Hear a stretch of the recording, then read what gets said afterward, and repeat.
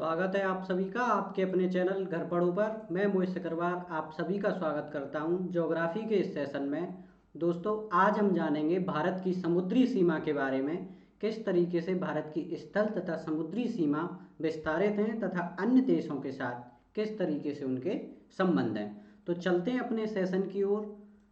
देखिए, सबसे पहले आपको जो यहाँ पे नज़र आ रहा है वो भारत का मानचित्र नज़र आ रहा है, और इस मानचित्र को देख के जो संपूर्ण मानचित्र ना होकर केवल और केवल यहाँ पर किसको शामिल किया गया है, समुद्री भाग को।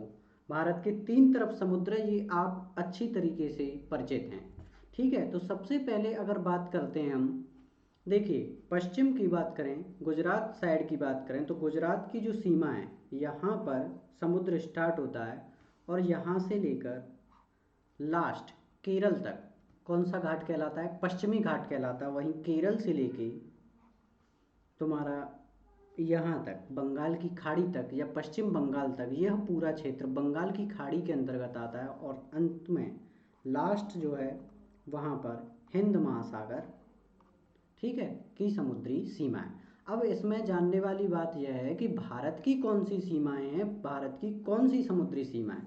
तो सबसे पहले जब आप मानचित्र पर नज़र डालते हैं, मानचित्र पर नज़र डालने में आपको एक नज़र आता है कि जो भारत की सीमा है, भारत की सीमा कैसी है, थोड़ी सी टेढ़ी मेढ़ी नज़र आती है। ठीक है, एकदम एग्जैक्ट बेस लाइन की तरह नहीं है, जिससे क्या हम आसानी से गणना कर सकें। तो यहाँ पर इसको एक जैसा करने के लिए एक रेखा निर्मित की जाती है। इस रेखा को आधार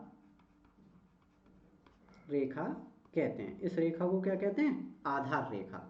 अब आधार रेखा से 12 नॉटिकल मील, कितना, 12 नॉटिकल मील, 12 नॉटिकल मील की सीमा को क्या कहेंगे, प्रादेशिक सीमा।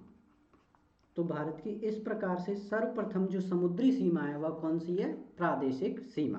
भारत के स्थल से 12 नॉटिकल मील तक। यहाँ पे आपको एक चीज़ ध्यान रखनी है, 1 नॉटिकल मील बराबर कितना है, 1.8 मील।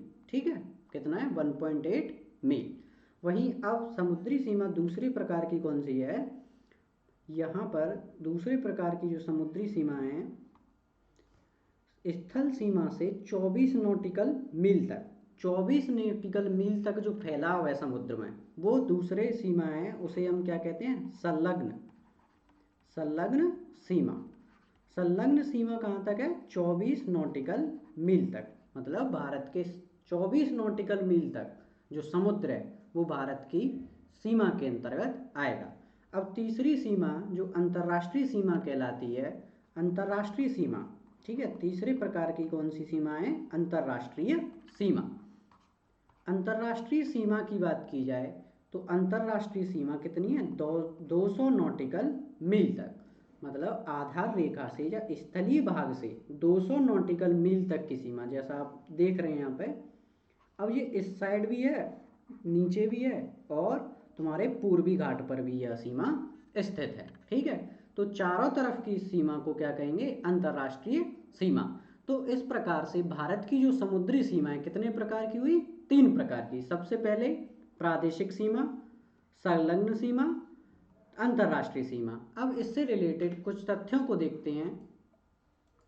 सबसे पहले बात की जाए विश्व के देशों को, ठीक है, विश्व के देशों को समुद्रों में अधिकार देने के लिए, अर्थात निर्धारित किया गया कि किस देश के पास कितनी समुद्री सीमा रहेगी, क्योंकि समुद्र के फायदे क्या क्या होते हैं, वहाँ से तेल शोधन होता है, इंपोर्ट एक्सपोर्ट होता है। ठीक है, तो उन सभी के लिए कितने मतलब सीमा निर्धारित की जाएगी।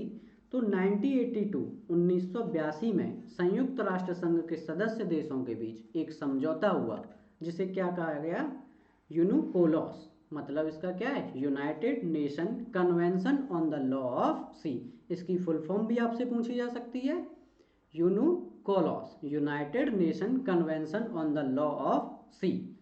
इसके आधार पर भारत की जो सीमा है उसको कितने प्रकार से बांटा गया, 3 प्रकार से, प्रादेशिक सीमा, आवांछित मंडल या संलग्न, ठीक है, क्या है ये, संलग्न सीमा। तीसरी अनन्य आर्थिक क्षेत्र या अंतर्राष्ट्रीय सीमा। ठीक है, 3 प्रकार से, प्रादेशिक, अविच्छिन्न या संलग्न, अनन्य या अंतर्राष्ट्रीय, टर्सरियल, कॉन्टिग्यूअस, एक्सक्लूसिव इकोनॉमिक जोन। अब इन सीमाओं के बारे में जानते हैं। इन सीमाओं के बारे में अगर तथ्यों की बात की जाए तो सबसे पहले तथ्य मैंने आपको क्या बताया था, आधार रेखा से 12 समुद्री मील मतलब 12 नॉटिकल मील तक की सीमा को क्या कहेंगे, प्रादेशिक टर्सलियल सीमा कहेंगे। इसमें टूरिस्ट आसानी से घूम सकते हैं, ठीक है, मतलब देश का कोई भी नागरिक इस क्षेत्र में आसानी से घूम फिर सकता है, देख सकता है अपने सीमा को। लाभ क्या है, पर्यटन के लिए, ठीक है, पर्यटन के लिए खुला क्षेत्र। नेक्स्ट बात करते हैं अवच्छिन्न मंडल या संलग्न क्षेत्र।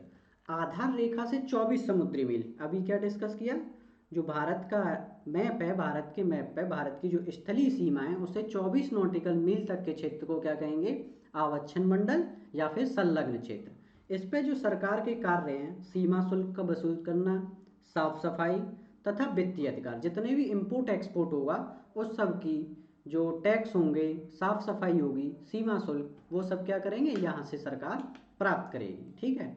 नेक्स्ट बात करते हैं अनन्य आर्थिक क्षेत्र या फिर अंतर्राष्ट्रीय सीमा की। अंतर्राष्ट्रीय सीमा में ज़्यादातर जितने भी मिलिट्री एक्सरसाइज वगैरह होती हैं वो सभी होती हैं। तो आधार रेखा से 200 नॉटिकल मील तक भारत का अनन्य क्षेत्र फैला हुआ है, ठीक है। इसमें अगर अधिकारों की बात की जाए, अनन्य क्षेत्र में भारत क्या कर सकता है, मील तक नए द्वीपों का निर्माण, ठीक है, नए द्वीपों का निर्माण कर सकता है। अब नए द्वीप क्यों बनाएगा, वहाँ पे कोई शोधन करना है, प्राकृतिक संसाधनों के दोहन का, मतलब कोई अगर तेल संसाधन है तो उसका उपयोग कर सकता है, वैज्ञानिक परीक्षण कर सकता है, ठीक है, तथा मिलिट्री एक्सरसाइज भी यहाँ पे कर सकता है। तो ये सभी क्या हैं, ये यहाँ पे भारत की समुद्री सीमा है। भारत की समुद्री सीमा 3 प्रकार से, सबसे पहले प्रादेशिक, संलग्न और अनन्य, ठीक है, ये आपको ध्यान रखना है। उम्मीद करता हूँ आपको टॉपिक बहुत अच्छा लगा होगा। अब वीडियो को शेयर कीजिए ज़्यादा से ज़्यादा। आप चैनल पर नए हैं तो चैनल से जुड़िए, चैनल को सब्सक्राइब करिए, तैयारी को एक नया रूप देते रहिए। Thank you so much.